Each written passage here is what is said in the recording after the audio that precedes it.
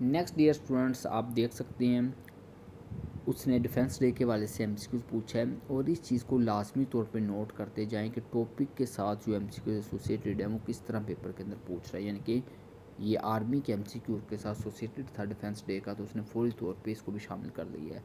उसके बाद head quarter of Pakistan air force के वाले से एमसीक्यू शामिल किया गया। नेक्स्ट एमसीक्यू जो आप लोगों ने पढ़ने हैं, टॉपिक को लाजमी तौर पर देखना है कहाँ से एमसीक्यूज उठाए गए हैं। अब नेक्स्ट आप देखें, उसने जो एमसीक्यूज पूछा है वो पूछा है हाईएस्ट ऑफिशियल रैंक के हवाले से।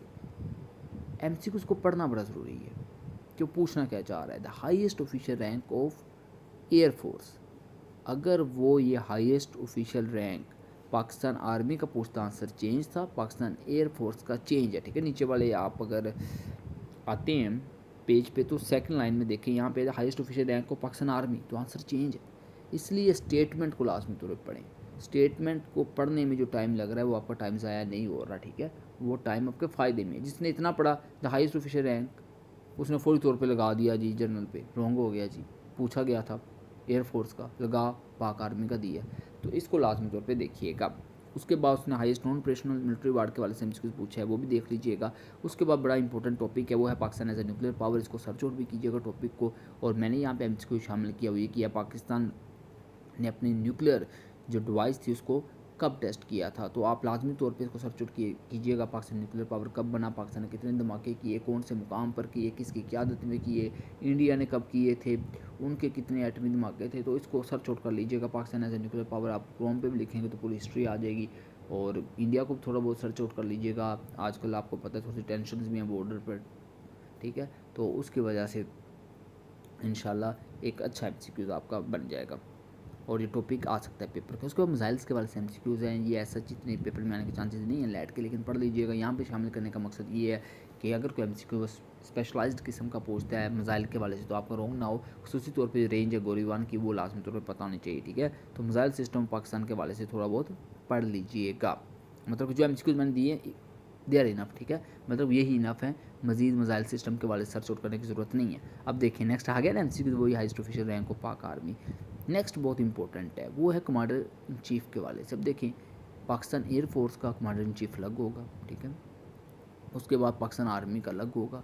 फिर अगर वो मुस्लिम कमांडर इन चीफ़ पूछता है उसका आंसर अलग होगा। अब देखिए कितने तरीके हैं उसके पास एमसीक्यू पूछने के। हम एक एमसीक्यू तैयार करके कहते हो गया, नहीं भाई, टाइम देना पड़ेगा, चीज़ों को करना पड़ेगा। अगर इतनी आसानी से चीज़ें हो जाए फिर तो और क्या चाहिए। ठीक है, तो एमसीक्यूज़ को देखिएगा। वैसे मेरे पढ़ाने की ज़रूरत तो नहीं है, वैसे मैंने आपको ओवरऑल बता दी कि इसके अंदर है क्या, लेकिन देख लीजिए जिस तरह उसने पूछा कि first Muslim commander in chief of Pakistan army. ठीक है, मुस्लिम पूछा है तो अब आंसर ये नीचे वाला जो दिया गया वो है। ठीक है, उसके बाद first Muslim commander in chief of air force. समझ रहे हैं ना कि वो किस तरह चीज़ों को चेंज कर रहा है, किस तरह चीज़ें वो डिमांड कर रहा है।